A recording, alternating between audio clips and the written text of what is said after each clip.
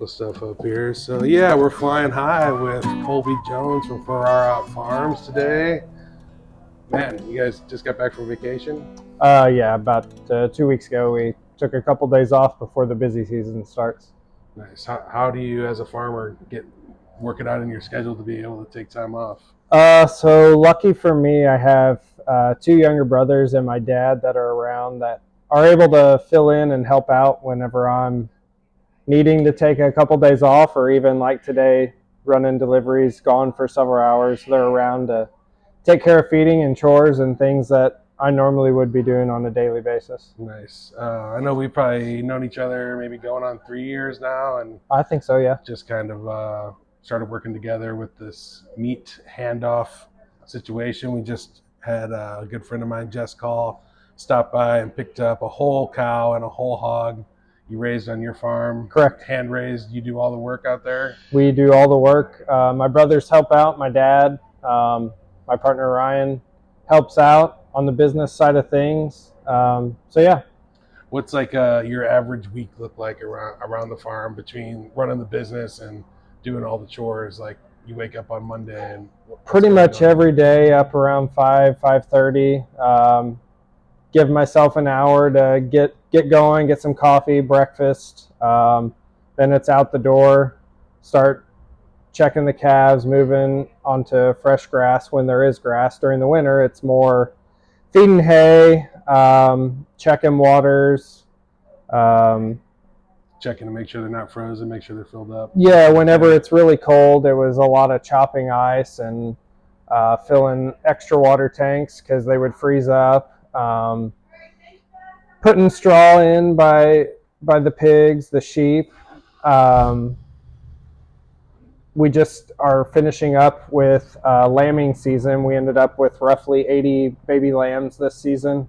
So we just finished that up. So there was that. When you say finished up, is that like harvesting them all, or? So finished up means that all the mothers just finished having their babies. Gotcha. For this go around. I believe we have around 20 that'll have lambs probably in the next 2 months. They'll be first time mothers. And then hopefully, if all goes well, we'll have another crop of lambs July or August, if the Lord works it that way. Doesn't always work that way, especially in the summer months. What's the cycle on lambs and on pigs and cows? I believe lambs is like 5 months. Cows take 9 months, and pigs is 3 months, 3 weeks, 3 days. 3 months, 3 weeks, 3 days. That's you're not harvesting them that fast. No. So like the beeves typically take 24 to 26 months to finish out. Hogs, once they're weaned, which is about 50 pounds, usually takes us about 6 months to get them to processor. And lambs, I'd say roughly 10 to 12 months to get them a decent size. And that takes a little bit longer than maybe conventional farming methods? I would assume so, yes. Yeah. Just because with all the grains and things, I imagine they can probably get them bigger faster. Yeah. You're down in Perryville, Missouri? Just south of Perryville, yes. How long have you been operating the farm there? Is that a family farm? Or? So I started working for Farrar Farms back in 2005, I believe. Worked for them for right at 5.5 years. February of 2010, I was offered to buy the business, which I did at 20 years old. I turned 21 that summer in June, and here we are. That's what you've been doing ever since. 15 years later, this is what I've been doing. And when I bought Farrar Farms, the business side of things, I didn't own any land, so I was renting where it was currently operating for about another 5 or 6 years. My parents' farm wasn't far from there, so I was able to rent from them. And was just able to to really start growing it and expanding it, we went from doing 8 to 12 hogs a year to right now we're at 28 to 30. We didn't do beef at the time when I took over. That we added beef in, I want to say 2014, and that has only expanded. I think in 2015 or 16 was the first full year that I sold beef, and we sold, I think, 2 beeves that first year.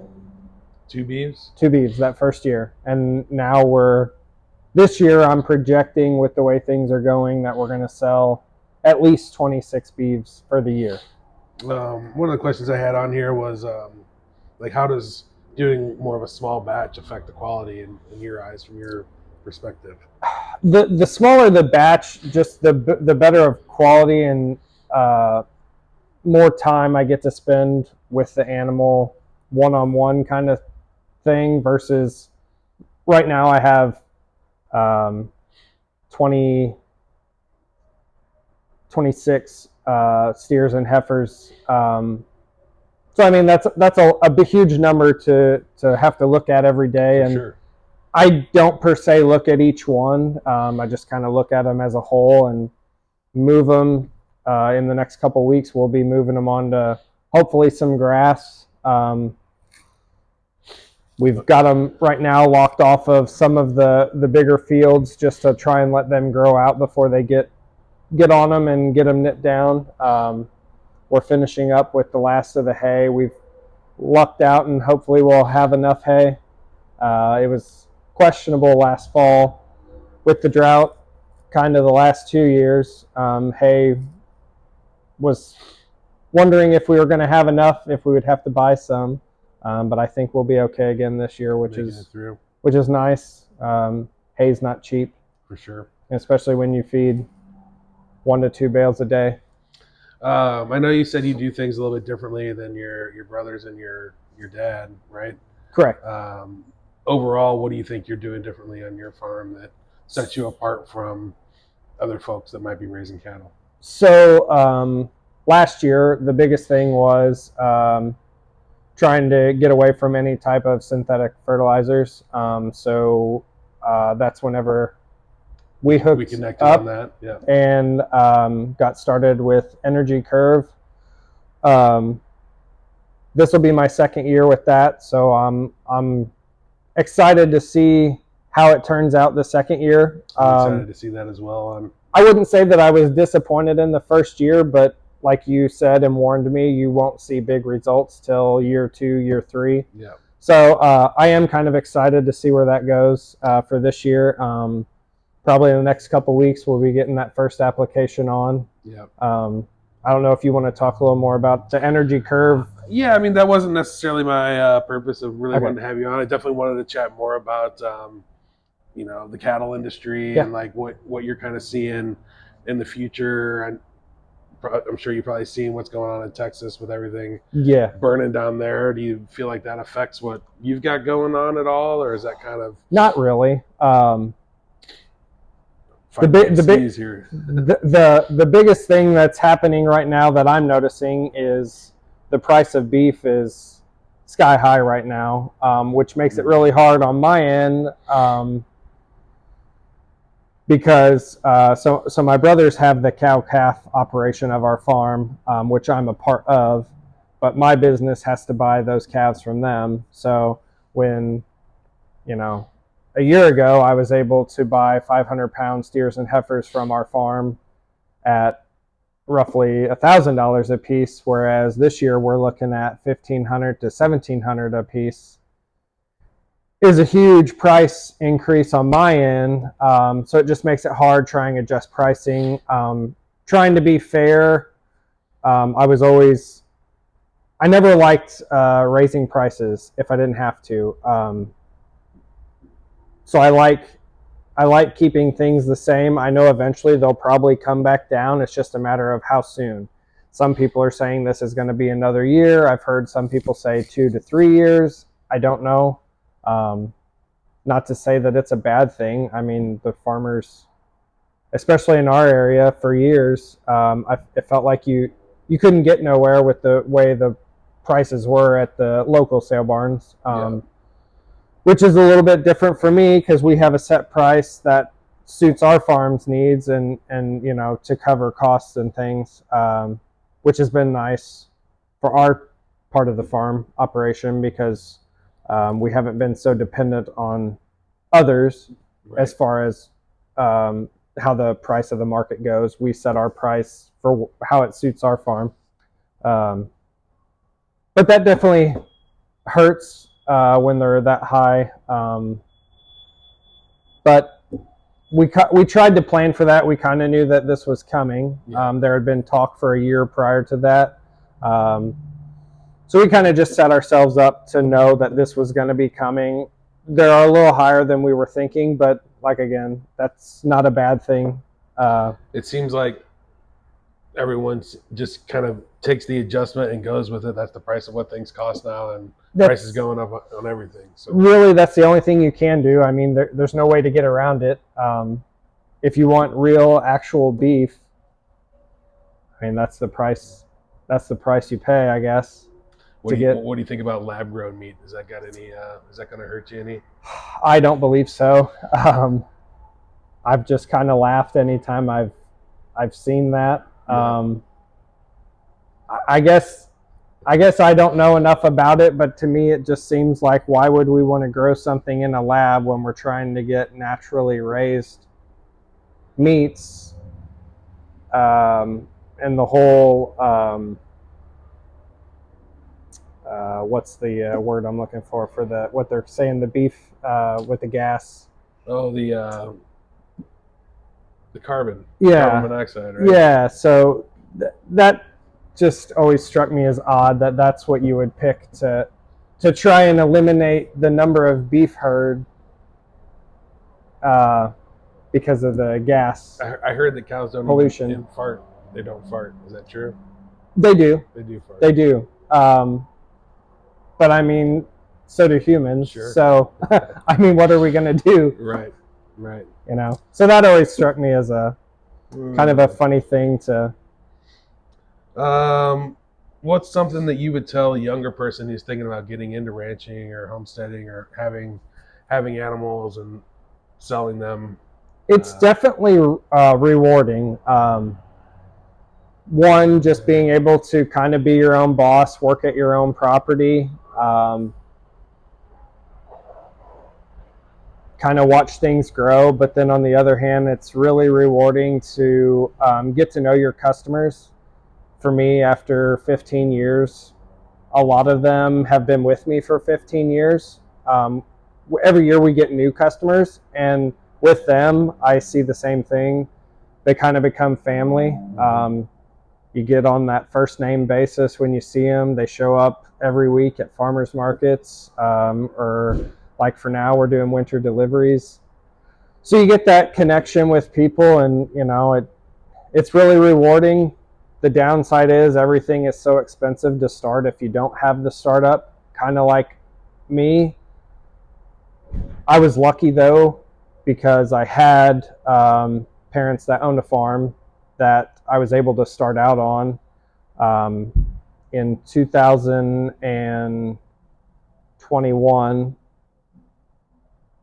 22, sorry. I was able to purchase my own piece of land to try and start moving our far out farm operation to.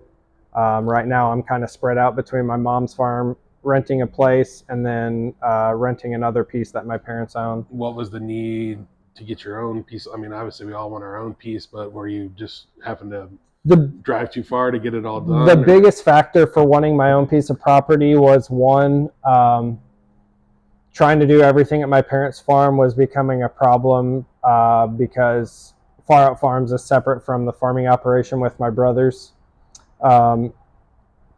So having my stuff at their farm and they're wanting stuff there, it kind of became a problem, and I wasn't able to expand like I wanted to. Yeah. So having my own piece of property, farm, has allowed me to do more of what I want to do, which is expand on beef, expand on pork, and expand on the lambs. Currently, we're in the process of having some fencing built at our farm. to move the lambs from my parents' farm over there, hopefully by May, June. So we'll have 100% of all the lambs we raise for Farrar Farms at the property I own. It's a slow process. The farm didn't have a whole lot other than the land, so we kind of are starting from scratch as far as trenching in water lines. It did have a well. It wasn't working, but we were able to get it working last year. Is there a house on the property? There was a house. It was not taken care of for almost 20 years, and so we had several people out to look at getting it fixed. We had to end up just demolishing it. Hopefully one day we'll be able to build there, but that's one of those things too. It's super expensive to try and build right now, so we're just kind of sitting back, doing what we can with what we got. It's a beautiful piece of property, and it may not be next year or the following year, but hopefully in a few years we'll be there and be able to live on the farm and have everything there. How far is that from where you live at now? Right now, the farm from where I live currently is only about an 8-minute drive, so it's not bad at all. And I have a really nice house. It's not big, but it's nice, so there's no need to have to want to move. I guess something from my own personal information, and I'm sure some of the people that'll be watching this will be interested too. But as far as like, we know you don't use antibiotics or Correct. any kind of like vaccinations or anything like that, or Correct. what does general care for your animals look like if you're not? I don't see that there's necessarily a need for that, but they're there in the conventional farming methods, I guess. Right. So the biggest thing that we do is so on my brother's side of it, that part of the operation, the cow-calf operation, the bull calves, when we ban them or castrate them, they have to get a tetanus shot just to prevent getting infection from when you ban or castrate them, which that's typically done smaller. There's always that 1 to 1.5 years before processing that is done. So that's really the only thing that we per se have to give them, other than me just rotating them on grass on a weekly basis onto a fresh paddock of grass.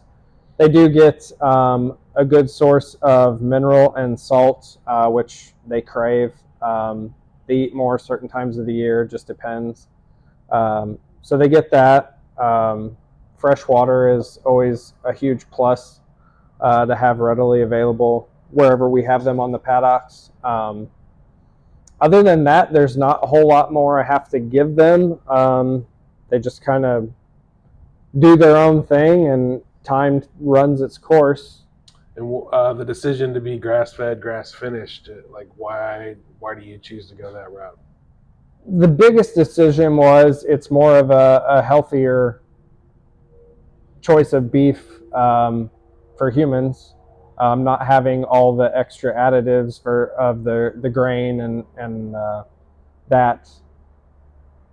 And the second deciding factor was that's what I would say a good 90% of my customers were requesting. And so, I mean, that was kind of a no-brainer. Yeah. If that's what your customers are wanting, that's what you're going to do. Yeah.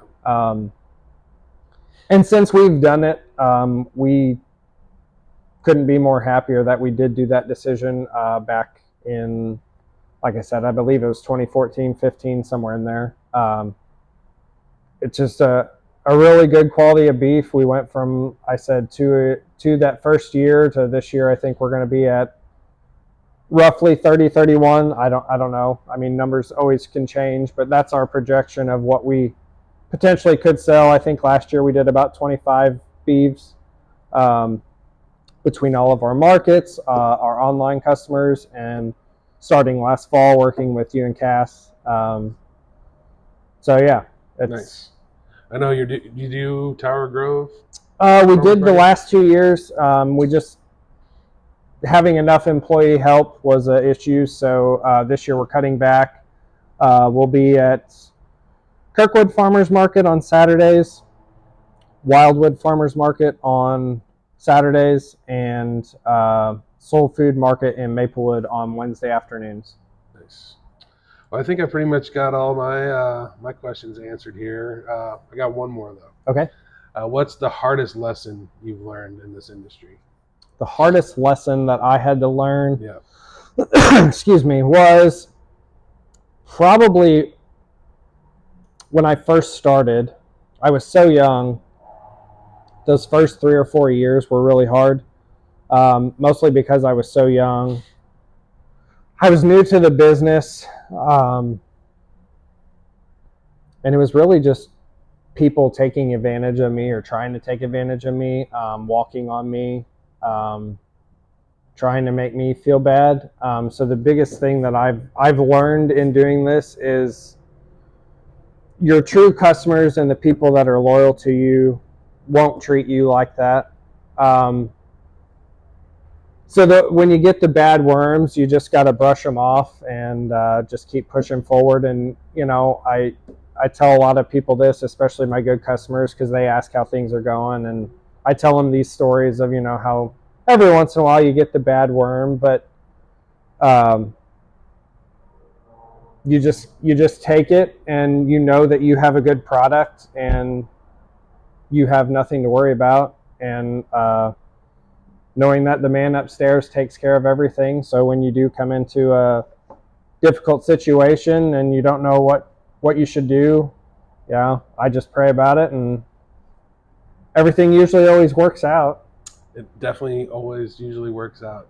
And if it doesn't, it seems like there's a reason why it didn't work. Exactly. There's all the time things like, I always say, one door closes because another one's going to open up. You may not know what that door is, but when one thing happens, it's for a reason, and everything just happens that way. Yeah. I can't explain it any other way than that, but I just got the faith and trust in the Lord. Well, I know your product speaks for itself. Our family definitely enjoys getting everything we can in our freezer and our plates and our bellies from Farrar Farms, and it's been a pleasure knowing you and doing business with you. And I appreciate it. Thanks for being on the podcast, man. Thanks, Ryan. Yep. I think that went pretty well.